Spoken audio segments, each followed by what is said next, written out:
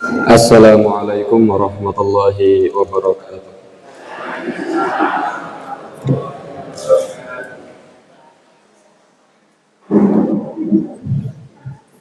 Innal hamda kullahu lillah nahmaduhu wa nasta'inuhu wa nastaghfiruh wa nastahdihi wa natubu ilayh wa na'udzu billahi min shururi anfusina wa min sayyiati a'malina.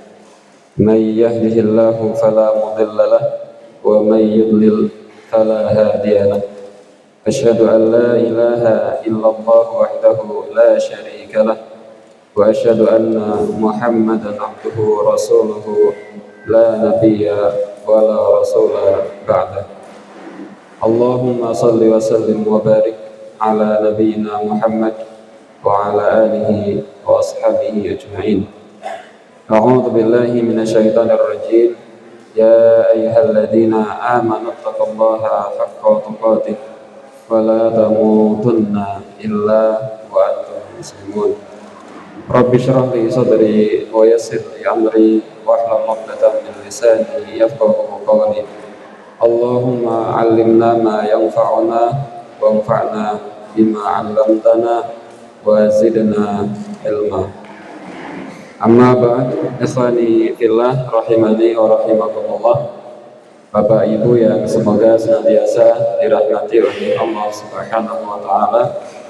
Puji dan syukur kita senantiasa panjatkan kehadirat Allah Subhanahu wa taala yang telah memberikan kita nikmat sehat, nikmat sempat, nikmat iman, nikmat Islam, nikmat ukhuwah, nikmat taubah, nikmat kesehatan, keluarga, dan seluruh kenikmatan yang Allah Subhanahu wa taala berikan yang kita tidak bisa menghitungnya. Allah Subhanahu wa taala berfirman, "Wa in ta'uddu ni'matallahi la tuhsuha." Seandainya kalian berusaha untuk menghitung nikmatnya Allah, maka kalian tidak mungkin bisa menghitung nikmat Allah yang telah Allah Subhanahu wa taala berikan. Salawat dan salam semoga senantiasa tercurahkan, terlimpahkan kepada Nabi kita, teladan kita, Nabi Agung Muhammad sallallahu alaihi wasallam, keluarganya, sahabat-sahabatnya, para tabi'in, tabi'ut tabi'in, dan seluruh umatnya yang istiqomah menjalankan agama Islam sampai hari kiamat kelak. Ikhwani fillah rahimani wa rahimakumullah. Sebagaimana yang panitia amanahkan kepada saya untuk menyampaikan sirah Nabi, maka kita akan melanjutkan sirah atau sejarah Nabi yang kemarin kita telah membahas sirah Nabi Hud alaihi salam yang Allah Subhanahu wa taala utus kepada kaum sinten? Kaum Ad. Nabi Hud alaihi salam yang Allah Subhanahu wa taala utus kepada kaum Ad. Nah, oleh karenanya kita akan lanjutkan kisah setelah Nabi Hud alaihi salam, yaitu sirah atau kisah Nabi Salih alaihi salam atau Nabi Soleh. Nabi Salih atau Nabi Soleh iku sami mawon. Nanti bahasa Arab niku bahasane Nabi Salih. Orang Indonesia biasa mengatakan Soleh. Nabi Soleh. Ikhwani fillah, ibu bapak yang semoga senantiasa dirahmati oleh Allah Subhanahu wa taala. Bagaimana kisah Nabi Soleh atau Nabi Salih alaihi salam? Sebagaimana kemarin kita sampaikan, kita mencoba untuk mengembalikan kisah yang sering kita dengar dan kita baca. Kita kembalikan kisah ini kepada Al-Quran, dan kita kembalikan kisah ini kepada kisah yang disabdakan oleh Nabi Muhammad SAW. Kisah yang Allah Subhanahu wa taala telah kisahkan dalam Al-Quranul Karim. Nabi Salih alaihi salam, sebagaimana kemarin kita sampaikan, adalah salah satu nabi di antara 4 nabi yang berasal dari suku Arab. yaitu Nabi Syuaib, Nabi Hud, Nabi Saleh, dan Nabi Muhammad Sallallahu Alaihi Wasallam. 4 nabi dari suku Arab. Adapun yang lainnya ada nabi dari bangsa Babilonia, ada nabi dari bangsa Israel, ada nabi dari macam-macam. Nah, ini Nabi Saleh adalah salah satu nabi dari 4 nabi yang berasal dari bangsa Arab. Nabi Saleh alaihi salam Allah Subhanahu wa taala utus kepada bangsa Samud. Orang Indonesia mengatakan Samud. Bahasa Arabnya Samud. Allah utus Nabi Saleh kepada bangsa Samud. Kalau Nabi Hud, Allah utus kepada bangsa Ad. Nabi Hud kepada bangsa Ad. Nabi Saleh Allah utus kepada bangsa Samud. Silsilah Nabi Saleh bagaimana? Kita bacakan silsilahnya. Kula nggih mboten apal. Kula namung maca mawon. Nabi Saleh bin Ubaid bin Asif bin Kashif bin Ubaid bin Hadir bin Samud bin Jathir bin Iram bin Awad bin Sam bin Nuh. Dugi Nabi Nuh alaihi salam. Sementara Nabi Hud alaihi salam itu tertujunya pada Ad bin Iram bin Awad bin Sam bin Nuh. Sampai Nabi Nuh niku mboten dangu 1, 2, 3, 4 atau 5 generasi. Dari Nabi Hud sampai Nabi Nuh, niku Nabi Hud.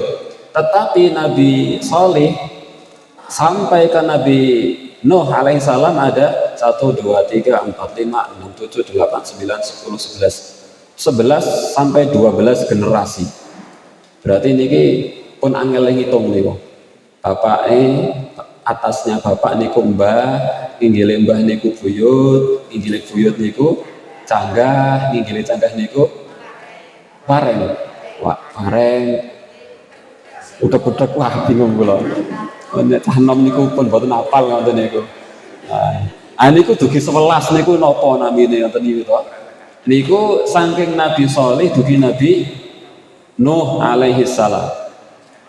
Sementara zaman dari Nabi Saleh sampai Nabi Hud yang ceritanya kemarin kita ceritakan itu sekitar 7 sampai 8 generasi. Dari Nabi Saleh sampai Nabi Hud sekitar 7 sampai 8 generasi. Berarti niki nggih pun dangu banget dari Nabi Hud turun terus sampai Nabi Saleh ini melewati banyak generasi. Bertahun-tahun, ratusan tahun dari Nabi Hud sampai Nabi Saleh. Padahal kalau kita hafalkan urutan Nabi dan Rasul, Adam, Idris, Nuh, Hud, Saleh. Sementara dari Nuh, Hud, kali Saleh niku generasinya ratusan tahun. Nah ini memang kemudian Allah Subhanahu wa taala mengutus Nabi Saleh, ini jaraknya sangat lama dari Nabi Hud alaihi salam. Ikhwani fillah rahimani wa rahimakumullah. Itulah Nabi Saleh yang Allah Subhanahu wa taala utus kepada bangsa Samud. Allah Subhanahu wa taala berfirman dalam Al-Qur'an surat Hud ayat yang ke-61. Wa ila Samuda akhahum salihah, dan kepada kaum Samud Allah utus saudara mereka yaitu Salih. Kepada bangsa Samud Allah utus sebagai seorang rasul dari saudara mereka yaitu namanya Salih. Inilah ayat yang menjadi dalil bahwa Nabi Salih Allah Subhanahu wa taala utus kepada bangsa Samud. Selanjutnya, di mana letak bangsa Samud? Allah Subhanahu wa taala berfirman dalam Al-Qur'an surat Al-Fajr ayat yang ke-9. wa thamud alladziina ja'us sakhra bil wad, dan terhadap kaum Samud yang memotong batu-batu besar di lembah. Lokasi mereka, lembah yang dimaksud di sini adalah sebuah tempat yang bernama Diyar Thamud. Diyar Thamud atau yang dikenal dengan Madain Salih, dikenal pula dengan Al-Hijr. Thamud, kaum Thamud itu tinggal di sebuah kota bernama Diyar Thamud. Hari ini kota itu terkenal dengan nama Madain Salih. Apa? Madain Salih. Sekitar 320 km dari Madinah menuju ke Tabuk. Rasul itu pernah berperang ke kota Tabuk, dan hari ini kota Tabuk masih ada. Madinah juga masih ada. Dari Madinah menuju Tabuk itu sekitar 700 km. Nah, dari Madinah ketika menuju ke arah Tabuk ke utara, 320 km dari arah Madinah, disitulah Madain Salih atau dulu namanya Diyar Thamud atau Hijr. Hari ini Madain Salih masih ada, dan sisa-sisa bangunan Madain Salih sampai hari ini masih ada. Jari ini bu, kalau dereng nate mriko. Nah, misalnya kok bapak ibu mangke tugi griya, bika HP, bika YouTube, buka mawon Madain Salih.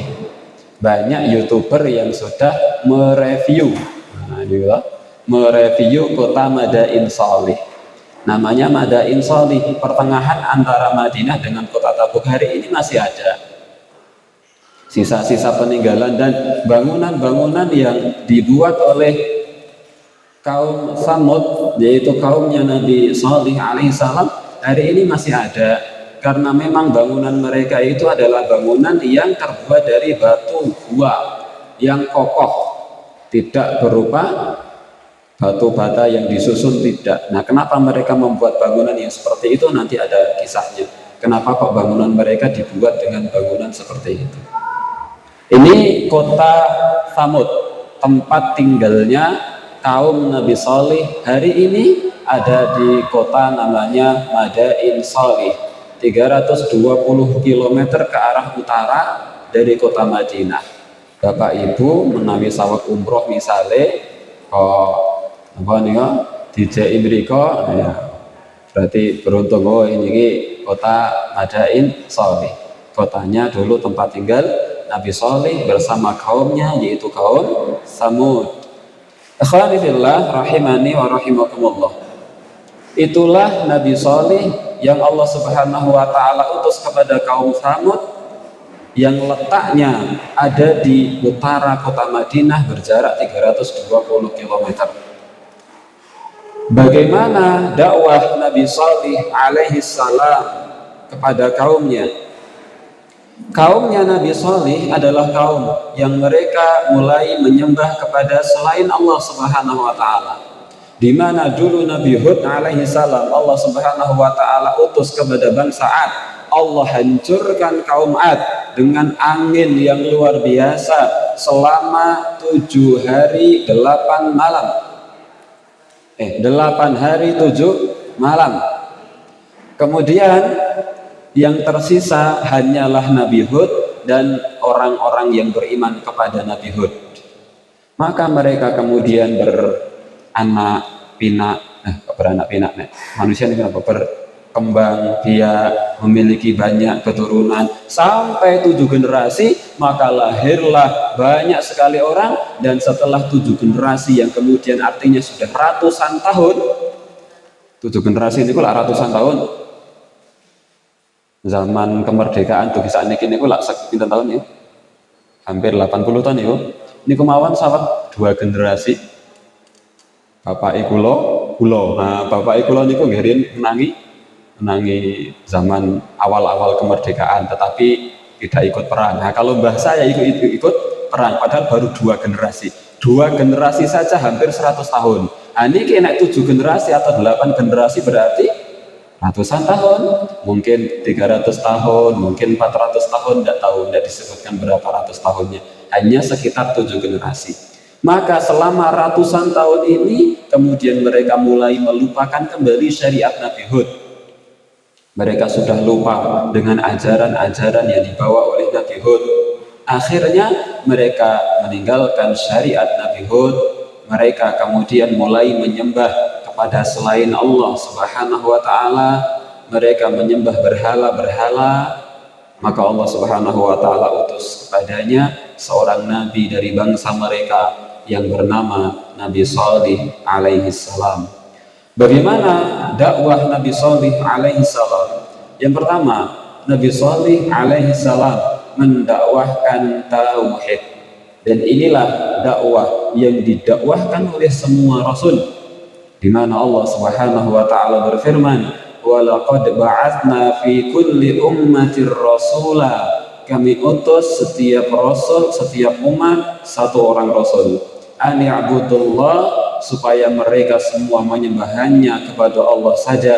Wajtanibut taghut, dan mereka menjauhi para taghut, orang-orang yang disembah selain dari Allah Subhanahu wa ta'ala. Inilah dakwah Nabi Shalih, sama dengan dakwah nabi-nabi yang lain. Juga firman Allah Subhanahu wa ta'ala, wa ila thamuda akhahum salihah, dan kepada kaum Thamud kami utus saudara mereka yang bernama Salih. Nabi Shalih berkata, ya qaumi, wahai kaumku, wa'budullah, sembahlah Allah saja, malakum min ilahin khairu, di mana tidak ada Tuhan bagi kalian kecuali hanya Allah Subhanahu wa ta'ala. Tidak ada Tuhan selain daripada Allah Subhanahu wa ta'ala. Surat Hud ayat 61. Ini dakwah yang dilakukan oleh Nabi Shalih, mendakwahkan tauhid. Mendakwahkan tauhid itu artinya mengajak kepada kaumnya agar kaumnya hanya menyembah kepada Allah Subhanahu wa ta'ala saja.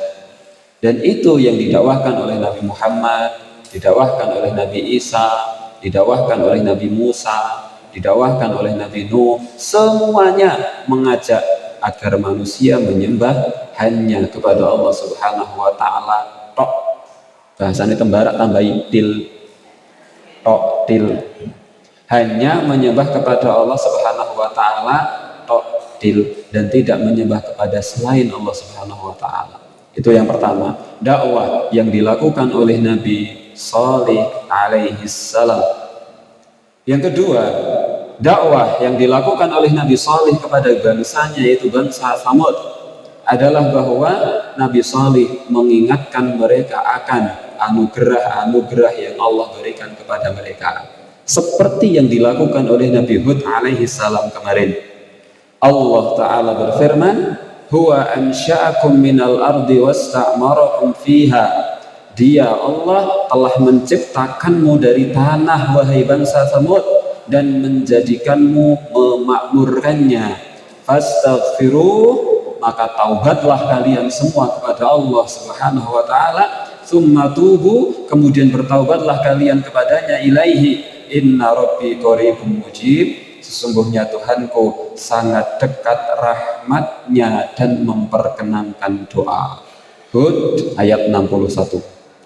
Ini dakwah Nabi Shalih setelah didakwai tentang tauhid agar menyembahnya kepada Allah Subhanahu wa ta'ala saja. Maka kemudian Nabi Shalih mulai mengingatkan nikmat-nikmat Allah. Kemarin kita juga telah jelaskan bahwa para nabi itu juga senantiasa mengingatkan nikmat-nikmat Allah. Allah berfirman, wadhkuru idh ja'alakum khulafa'a min ba'di 'ad, dan ingatlah ketika Allah menjadikanmu pemimpin-pemimpin setelah kaum 'Ad. Setelah kaum 'Ad 7 generasi, maka ada kaum Thamud. Allah jadikan kalian sebagai pemimpin pengganti kaum 'Ad. Kaum 'Ad lah sampun dibinasakan oleh Allah Subhanahu wa taala. Maka setelah kebinasaan kaum 'Ad, Allah jadikan kaum Tsamud menjadi pemimpin-pemimpinnya. Wa bawwa'akum fil ardi tattakhiduna min suhuliha qusura. Dan di tempat yang datar kamu dirikan istana-istana, dan di bukit-bukit kamu pahat menjadi rumah-rumah. Di tempat datar dijadikan istana, dibangun istana, dan di bukit-bukit dibangun rumah-rumah yang megah. Memahat, jadi rumahnya itu dipahat, bukan dibangun. Kalau di tempat dataran rendah mereka membangun istana megah, tapi kalau di bukit-bukit mereka memahat rumah, jadi bukitnya dipahat. Bukit yang penuh bebatuan, yang memang batu-batuan itu dipahati, dipahati ini dipahat menjadi rumah. Wa tanhitunal jibala buyuta, dipahat menjadi rumah. Fadhkuru ala Allah, maka ingatlah akan nikmat-nikmat Allah. Wala ta'tsaw fil ardi mufsidin, dan janganlah kamu membuat kerusakan di bumi.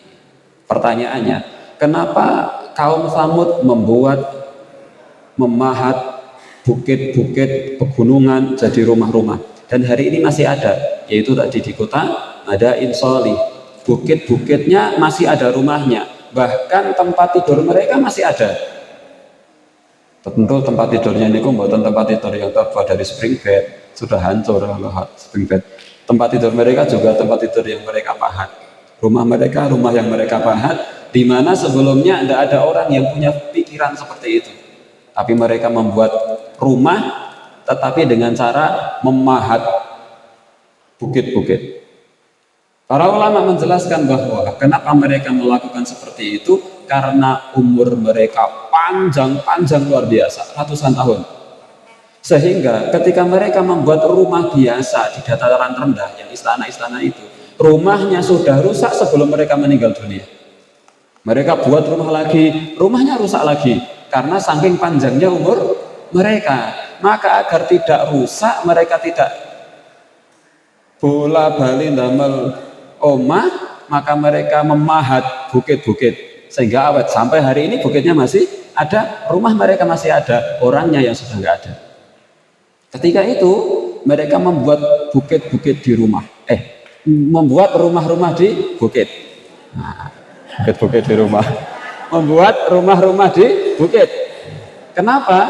Karena ketika mereka membuat rumah biasa yang dibangun oleh orang-orang selain mereka di kota yang lain, rumahnya sudah rusak, padahal orangnya masih hidup. Padahal rumah ini mantan itu, griya ini mantan itu. Oleh karenanya banyak orang yang merenovasi rumah, karena rumahnya sudah tidak layak, apalagi rumah zaman sekarang yang mudah cepat rusaknya. Nah, zaman dulu juga ternyata. Jadi kaum Tsamud itu ketika kemudian mereka membuat rumahnya sudah rusak, sementara mereka masih hidup panjang umurnya, saking panjangnya umur mereka sampai antara rumah dengan orang lebih awet orangnya. Antara rumah dengan orang itu lebih awet orangnya, saking panjangnya umur mereka. Inilah nikmat yang Allah berikan kepada kaum Tsamud. Allah berikan mereka umur yang panjang-panjang, sampai ketika dibandingkan antara umur orang dengan umur rumah, lebih panjang umur orangnya. Kalau zaman sekarang boten, berapa banyak rumah kuno yang masih ada, sementara orangnya sudah meninggal puluhan tahun yang lalu. Ini nek sakniki. Zaman dulu malah kualik, orangnya masih ada, tetapi rumahnya sudah rusak, harus bangun lagi. Maka kaum Tsamud memahat bukit, dijadikan rumah-rumah.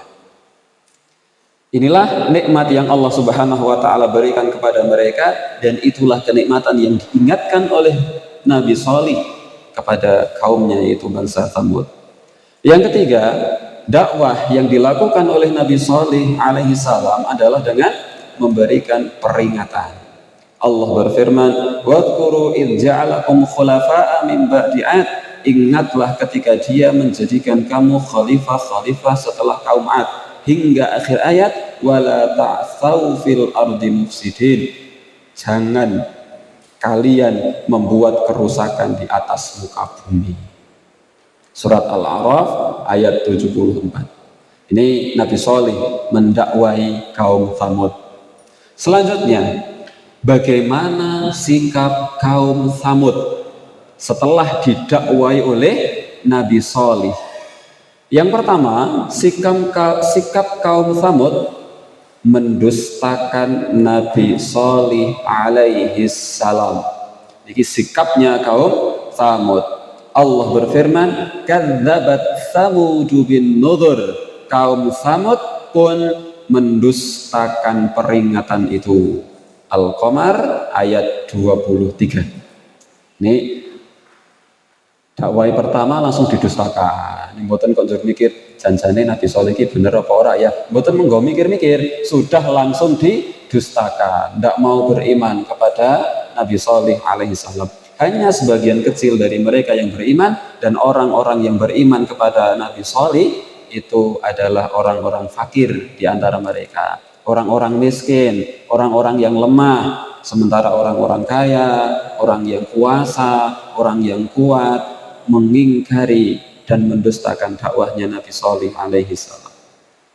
Sikap yang kedua yang dilakukan oleh kaum Tsamud kepada Nabi Shalih alaihi salam, memfitnah Nabi Shalih dengan tuduhan keji. Apa tuduhannya? Nabi Shalih terkena sihir dan sebagai pendusta. Kalau Nabi Hud dituduh penyihir, Nabi Muhammad dituduh tukang sihir. Kalau Nabi Shalih dituduh terkena sihir. Ini lebih ngeri lagi. Penyihir isih rada gandem kan, iso nyihir. Ini Nabi Shalih dituduh terkena gangguan sihir. Ini Nabi Shalih dituduh oleh kaumnya terkena gangguan sihir. Allah berfirman, qalu innama anta minal musahhirin.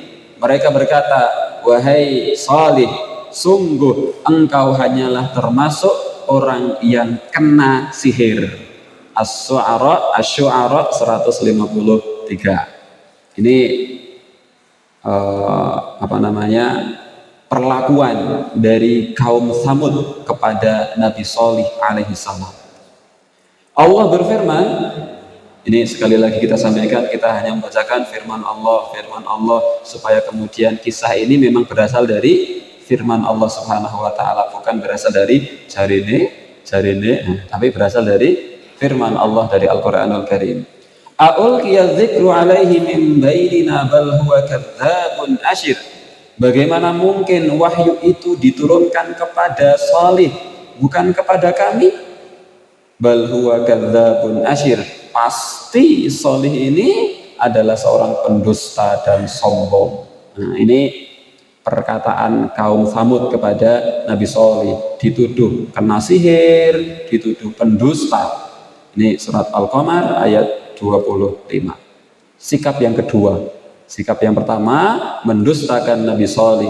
Sikap yang kedua mengatakan Nabi Shalih adalah pendusta dan terkena sihir. Kena sihir. Yang ketiga, sikapnya kaum Tsamud kepada Nabi Shalih alaihissalam adalah kaum Tsamud mengolok-olok dakwah dan mengolok-olok Nabi Shalih itu sendiri. Allah Subhanahu wa taala berfirman, qalu ya Shalihu qad kunta fina marjuwa. Wahai Shalih, sesungguhnya engkau ini sebelum ini sebenarnya engkau berada di tengah-tengah kami merupakan orang-orang yang diharapkan. Wahai Shalih, kalau kamu tidak berdakwah seperti ini, sebenarnya kami ingin menjadikan kamu pemimpin kami. Oh, kamu dulu orang baik, kamu dulu orang yang luar biasa. Lah kok sekarang malah aneh-aneh arek berdakwah mengajak hanya menyembah kepada Allah. Ora sida, sampeyan ora sida dadi pemimpin. Kudune sampeyan sing dadi pemimpin. Nah, ini surat Hud ayat 62. Kemudian Allah juga berfirman dalam surat Al-Qamar ayat 24. Faqalu abasyarum minna wahidan nattabi'uh inna idzal lafi dhalalin wa sughur. Maka kaum Tsamud berkata, bagaimana kita akan mengikuti seorang manusia biasa yang satu orang? Sungguh, kalau begitu kita benar-benar telah sesat dan gila. Kalau kami ini sampai mengikuti Sholih, berarti kami orang gila. Maka orang yang mengikuti Nabi Sholih hanya orang-orang gila saja. Yang ikut Nabi Sholih berarti orang gila. Wong gendeng. Yang mau ikut Nabi Sholih. Masa abasyarum minna wahida, masa kita harus mengikuti satu orang? Kalau kita orang banyak, masa kita harus mengikuti satu orang? Ya nggak mungkin. Kalau ada orang yang mau mengikuti satu orang, namanya Sholih, wong gendeng. Ini olok-olokan yang kemudian dilakukan oleh kaumnya Tsamud. Bahkan mereka tidak hanya mengolok-olok Nabi Sholih, mereka pun juga mengolok-olok pengikutnya Nabi Sholih. Gila parah. Padahal yang dakwah itu Nabi Sholih, tapi yang diolok-olok juga pengikut-pengikutnya ikut diolok-olok. Allah Subhanahu wa taala berfirman, "Qalal mala'ul ladzina istakbaru min qaumih." Orang-orang yang menyombongkan diri, pemimpin-pemimpin mereka yang menyombongkan diri dari kaumnya, berkata lilladzina stud'ifu, berkata kepada orang-orang lemah di antara mereka, liman amana minhum, orang-orang lemah yang beriman mengikuti Nabi Sholih. Pemimpin-pemimpin yang sombong berkata kepada orang-orang lemah yang beriman kepada Sholih, ata'lamuna anna Sholiham mursalun mir rabbih, tidakkah kalian tahu Nabi Sholih itu adalah rasul dari Rabb mereka, dari Rabbnya? Qalu inna bima ursila bihi mu'minun, maka kalian tahu kami tidak beriman. Artinya apa? Mereka mengatakan kami orang-orang kaya, orang-orang yang berkuasa tidak beriman. Loh, kamu orang nggak punya kok malah mau beriman, pancen wong gendeng. Diolok-olok oleh kaum Tsamud. Jadi kaum Tsamud itu menyerang dari semua sisi. Nabi Sholih diserang, dakwahnya diserang, dan pengikutnya pun juga diserang oleh kaum Tsamud. Ikhwani fillah rahimani wa rahimakumullah. Kemudian sikapnya kaum Tsamud apa? Sama seperti sikapnya kaum Hud, berdalih dengan tradisi nenek moyang. Ini sikapnya kaum Tsamud, yaitu kaumnya Nabi Sholih. Allah berfirman, atanhana an na'budu ma ya'budu aba'una wa innana lafi syakkim mimma tad'una ilaihi murib. Orang-orang Tsamud mengatakan, mengapa engkau wahai Sholih melarang kami menyembah apa yang disembah oleh nenek moyang kami? Sholih, kenapa kamu larang-larang kami menyembah ini, menyembah ini, menyembah ini? Oh, nenek moyang kami dulu juga menyembah berhala ini, menyembah berhala B, menyembah berhala C. Kenapa kamu larang kami? Ajaran kami ini adalah ajaran nenek moyang. Ini sudah turun-temurun seperti ini. Kenapa kamu merusak ajaran kami? Malah suruh menyembah hanya kepada Allah saja. Berhala kami yang banyak itu terus mau dikemanakan? Ini kaum Tsamud. Jadi mereka berdalih tidak mau menyembah Allah saja, hanya alasannya karena sudah kadung menjadi tradisi sejak zaman dulu begini terus. Maka mereka ingin melestarikan penyembahan kepada berhala dan tidak mau menerima ajakan Nabi Sholih alaihi salam. Ini tersebutkan dalam surat Hud ayat 62. Sungguh kami benar-benar dalam keraguan dan kegelisahan terhadap apa yang engkau serukan kepada kami. Maka setelah mendapatkan sikap yang seperti itu dari masyarakatnya, Nabi Sholih telah berdakwah bertahun-tahun, maka akhirnya Nabi Sholih mulai memberikan ancaman kepada kaum Tsamud. Dan ancaman ini diberikan oleh Nabi Sholih kepada kaum Tsamud setelah didakwahi bertahun-tahun, tetapi mereka masih sombong, masih mengolok-olok, mengatakan Nabi Hud orang yang terkena sihir, pendusta, bahkan menyerang pengikutnya Nabi Sholih. Maka Nabi Sholih meningkatkan dakwahnya. Dengan cara apa? dengan cara diberikan ancaman. Nabi Shalih mengatakan sebagaimana yang Allah Subhanahu wa taala firmankan, wa fi samud idh qila lahum tamatta'u hatta hin, dan pada kisah kaum Samud ketika dikatakan kepada mereka tamatta'u hatta hin. Nah, sudah, kalau begitu wahai bangsa Samud, silahkan bersenang-senanglah kalian sampai batas waktu yang dijanjikan. Kono sak-sae arek apa kono sak-sae tamatta'u, bersenang-senanglah kalian. Arek nyembah berhala karepmu, aku wis ora pikir. Nah, begitu bahasa kita. Jadi terserah, kalau sudah kemudian didakwai selama bertahun-tahun tidak menggubris, semakin menjadi-jadi, semakin sombong, silahkan kamu mau berbuat apa. Tunggu waktu datangnya azab dari Allah Subhanahu wa taala. Maka kaum Samud mulai mikir, aduh, golek-golek tenang, nanti ada azab beneran. Maka kaum Samud mengatakan, wahai Salih, ini dilakukan ketika Nabi Shalih berada di tengah-tengah kaumnya, banyak orang itu, kaumnya mengatakan, wahai Shalih, kalau kamu memang Rasul, datangkan mukjizat, nanti kami beriman. Kalau kamu memang Rasul, selama ini kamu tidak pernah menampakkan mukjizat. Sekarang kalau kamu memang seorang Rasul, datangkan mukjizat. Tapi kami yang menentukan mukjizatnya. Itulah sombong. Biasanya niku nek mukjizat niku Allah berikan mukjizat kepada nabinya tanpa kemudian mereka minta. Ini mereka yang minta mukjizat, dan mukjizatnya sesuai dengan apa yang mereka inginkan. Wahai Shalih, kalau memang kamu Rasul, datangkan mukjizat. Wahai Shalih, ini batu besar. Ini batu. Ini di tengah-tengah kaumnya. Orang-orang semuanya melihat, ini batu. Keluarkan onta dari batu ini. Ontanya betina, ontanya warna putih, ontanya panjang, ontanya sedang hamil 10 bulan. Onta itu kalau hamil biasanya 13 sampai 15 bulan. Beda dengan manusia yang 9 bulan. Onta itu biasanya 13 sampai 15 bulan. Onta penting, onta hamil. Wahai Shalih, kalau memang kamu Rasul, datangkan mukjizat. Tapi mukjizatnya sesuai dengan apa yang kita minta. Ini ada batu, keluarkan dari batu ini onta, ontanya betina, warnanya putih, ontanya panjang, dan sedang hamil 10 bulan. Kata Nabi Shalih, kalau saya hadirkan mukjizat itu, apakah kalian mau beriman kepada Allah? Kata mereka, ya, kami akan beriman.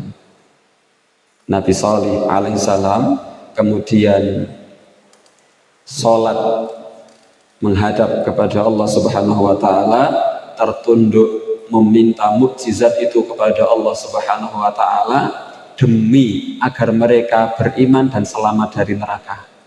Bagaimana kemudian luar biasanya Nabi Shalih. Kalau saya jadi Nabi Shalih, jaluk aneh-aneh. Arek ora iman ya wis kono sak-sake. Mlebu neraka ya rasake dhewe, ngono niku to. Ya kula dados Nabi Shalih. Nabi Shalih boten betul-betul akhirnya tertunduk menghamba sepasrah-pasrahnya kepada Allah demi agar mereka selamat dari neraka, agar mereka mau beriman. Maka Allah Subhanahu wa taala mengabulkan permohonan Nabi Shalih alaihi salam.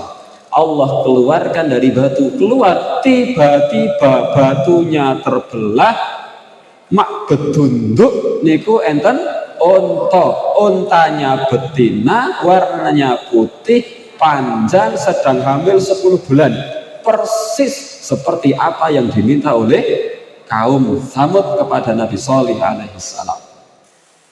Apakah mereka kemudian beriman? Enggak, tetap boten. Mereka masih mencari alasan. Mereka meminta mukjizat itu bukan untuk mereka beriman, hanya untuk nantang-nantang mawon, hanya untuk ngetes. Onta ini adalah onta yang luar biasa. Pertama, onta yang keluar dari batu. Sepanjang sejarah belum pernah ada onta keluar dari Atuh, sakniki nggih mboten enten. Teko-teko niki meletek yo enten untone teng ngajeli, ndak mungkin. Atuh. Dua, muncul tanpa induk, tanpa ayah ibu. Ayah ibu no? Tanpa laki-laki dan perempuan muncul begitu saja. Yang ketiga, luar biasanya unta muncul sudah dewasa, tidak melewati proses balibul bawah 5 bulan, ndak langsung dewasa untanya, dan dalam keadaan bunting hamil 10 bulan. Dan luar biasanya lagi, unta itu ketika diperah mengeluarkan susu yang banyak dan tidak habis-habis. Dan kemudian Nabi Shalih mengizinkan kaum Tsamud untuk memerah susu unta ini, terserah diperah susunya dan bisa mereka minum semau mereka. Maka Nabi Shalih meminta agar orang-orang tidak ada satupun yang berani mengganggu unta ini. Ini unta Allah. Allah berfirman, hadihi naqatullah, Al-A'raf 73. Ini adalah untanya Allah.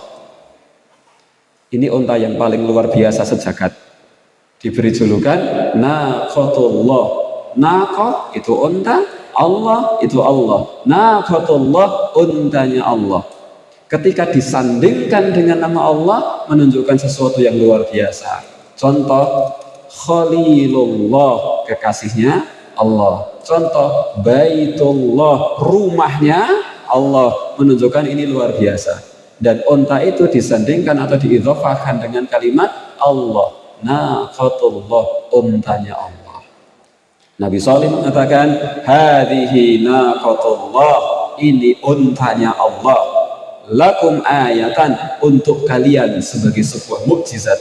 Fadaruha ta'kul fi ardillah, maka dibiarkan unta itu makan apa saja di buminya Allah.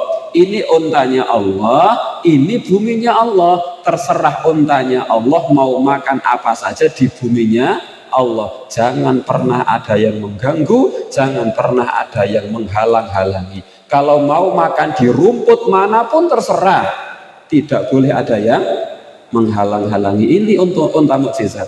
Wala tamassuha bisu'id, jangan kamu sentuh unta ini dengan kasar, dengan siksaan, jangan disiksa.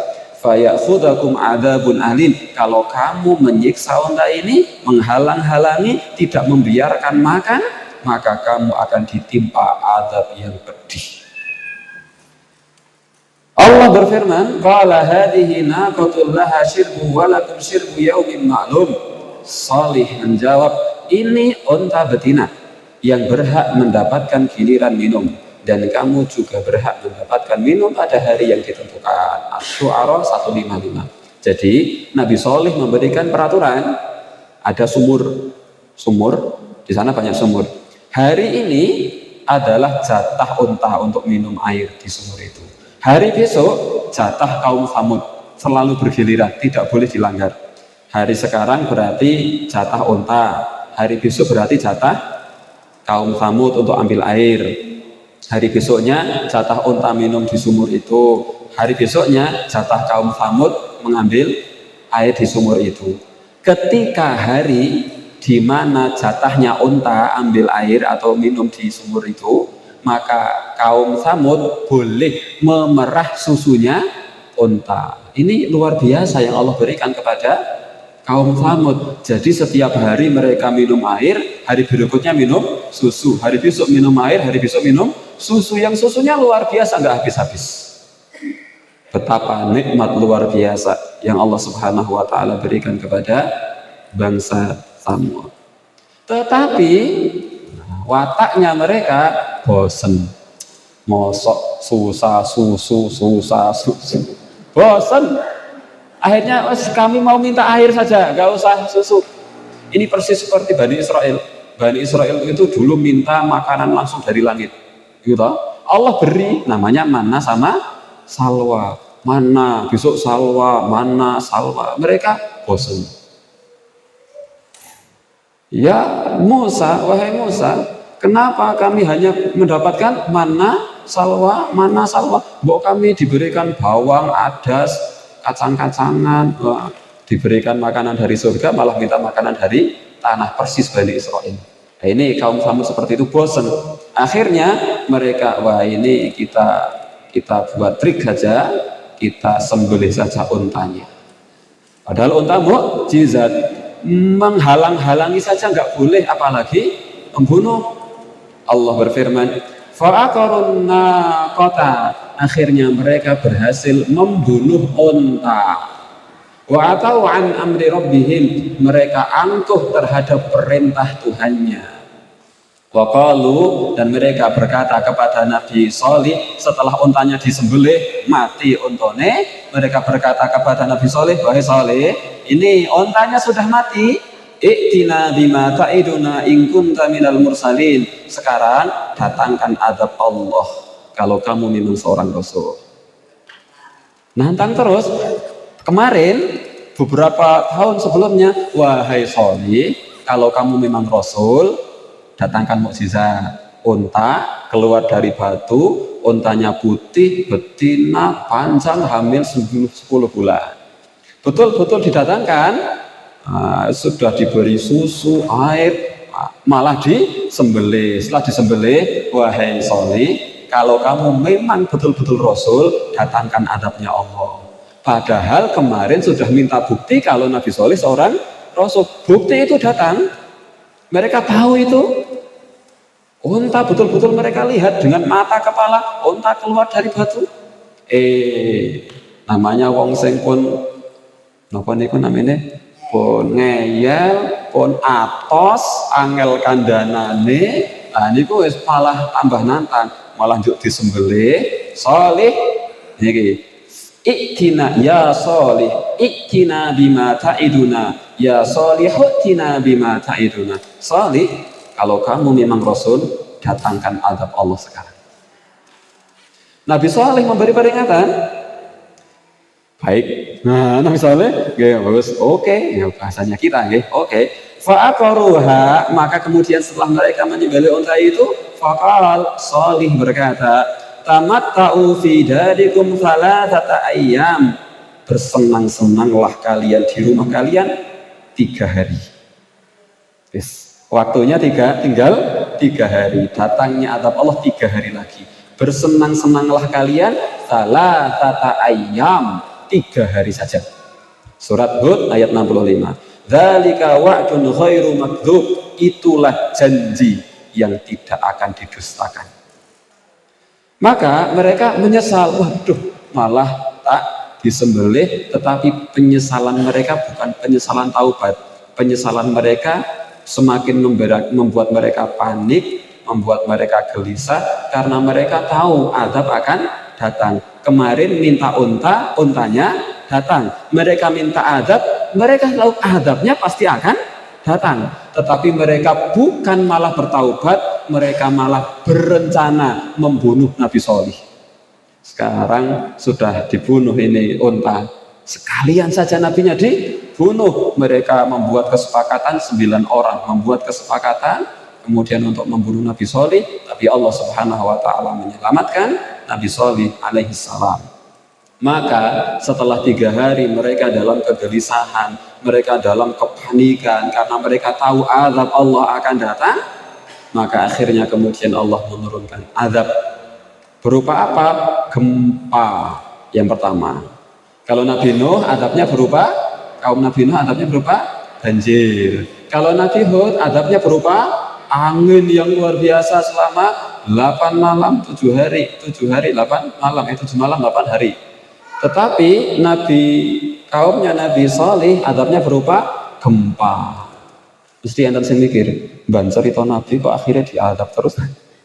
Boten, kebetulan mawon iki umatnya Nabi Nuh diazab, umatnya Nabi Shalih diazab, umatnya Nabi Hud diazab, tapi di antara mereka juga ada yang beriman. Ada juga kaum yang diancam azab akhirnya bertaubat. Siapa? Nabi Yunus. Malah Nabi Yunus yang diberikan peringatan oleh Allah. Nabi Yunus itu memberikan peringatan kepada kaumnya membangkang, akhirnya diancam azab Allah akan datang sebentar lagi. Nabi Yunus pergi kaumnya diancam azab, mereka takut luar biasa, mereka bertaubat semuanya kepada Allah Subhanahu wa taala. Akhirnya tidak jadi azab diangkat, tidak jadi. Nabi Yunus malah pergi. Nabi Yunus yang kemudian dimakan ikan di laut. Ya akhirnya kemudian Nabi Yunus yang bertaubat kepada Allah Subhanahu wa taala. Enten sing atas nonton itu. Ya insyaallah itu ada cerita sendiri insyaallah di lain kesempatan. Nah ini Nabi Shalih alaihissalam kemudian memberikan peringatan umatnya diadab oleh Allah Subhanahu wa taala. Yang pertama gempa yang dahsyat. Allah berfirman, fa'akhadathumur rajfatu fa'asbahu fi darihim jathimin. Lalu datanglah gempa yang luar biasa menimpa mereka. Gempa riyen tahun pinten niku pas enten Jogja niku tahun pinten niku. Dugi mriki lak raose jan. Wah, luar biasa kerasnya. Itu dereng enten napa-napa nih. Ini gempa yang luar biasa. Fa'akhadathumur rajfatu fa'asbahu fi darihim jathimin, dan mereka pun mati bergelimpangan di dalam reruntuhan rumah-rumah mereka. Al-A'raf 78. Selain gempa disusul apa? Petir yang menyambar-nyambar, gedek, dor. Allah berfirman, fa'atau an amri rabbihim fa'akhadathhumus sa'iqatu wa hum yanzurun. Lalu mereka berlaku angkuh terhadap perintah Tuhannya, maka mereka disambar petir sedang mereka melihatnya. Az-Zariyat 44. Ini gempa bersamaan dengan gempa yang menakutkan ditambah petir yang dar-dor. Ini semakin menambah kepanikan mereka, menambah ketakutan mereka, dan menambah siksaan yang mereka rasakan. Inilah kaum Tsamud yang hari ini kaum Tsamud sudah tidak ada, tetapi bekas kotanya masih ada. Ini karena mereka dikatakan, oleh karenanya mereka dikatakan sebagai Arab Baidah yang kemarin kita sampaikan. Arab itu ada 3. Yang pertama bangsa Arab Aribah, bangsa Arab asli. Yang kedua bangsa Arab Musta'ribah, bangsa Arab campuran. Dan yang ketiga Arab Baidah, bangsa Arab yang telah musnah. Di antaranya adalah yang kemarin kaum Ad, yang sekarang di pembahasan ini adalah kaum Tsamud. Ini mereka adalah bangsa Arab yang telah binasa, yang Allah Subhanahu wa taala telah binasakan mereka atas keingkaran mereka kepada Allah Subhanahu wa taala. Ikhwani fillah rahimani wa rahimakumullah, ini yang bisa kita sampaikan kisahnya tentang Nabi Shalih sampai di sini, dan juga wallahu a'lam tidak terdeteksi setelah itu Nabi Shalih kemana, kemudian kehidupannya bagaimana, wallahu a'lam. Kisah yang kemudian dikisahkan dalam Al-Quran sampai di sini tentang bagaimana kemudian Allah Subhanahu wa taala memberikan hukuman kepada bangsa Tsamud yang mereka telah mengingkari Nabi Shalih dan ingkar kepada Allah Subhanahu wa taala.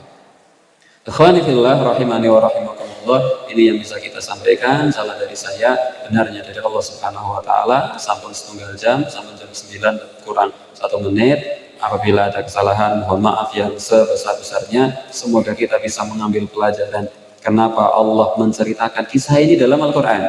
Kita kemarin menjelaskan bahwa kalau Allah menceritakan sebuah kisah dalam Al-Quran, tidak mungkin itu hanya dongeng pengantar tidur, tidak mungkin. Pasti ada sesuatu yang tersirat di dalamnya yang kita perlu untuk merenungkan kisah itu yang telah Allah Subhanahu wa taala kisahkan kepada kita. Wallahu ta'ala a'lam bissawab. Walhamdulillahirabbil alamin. Wassalatu wassalamu ala rasulillahi imamil mursalin. Wassalamualaikum warahmatullahi wabarakatuh.